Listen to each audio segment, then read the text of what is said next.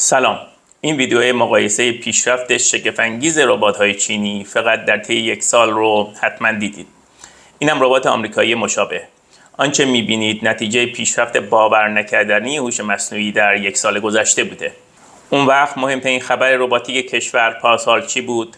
بله، ربات خودکار سوسن رو طی مراسم با شکوهی رونمایی کردن. 2 انسان رو هم رنگ کردن، به جای ربات در نمایشگاه چرخوندن. محققان و مخترعان ما الان دارن چه کار میکنن؟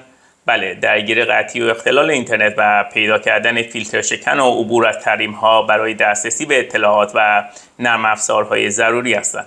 البته اصلا جای نگرانی نیست. مسئولین محترم حواسشون هست و چند سال دیگه مثل خودرو و لوازم خانگی به اسم حمایت از تولید داخلی ورود ربات‌های پیشرفته خارجی رو ممنوع میکنن و همین ربات‌های چینی رو به اسم تولید ملی چندین برابر به ملت غالب میکنن.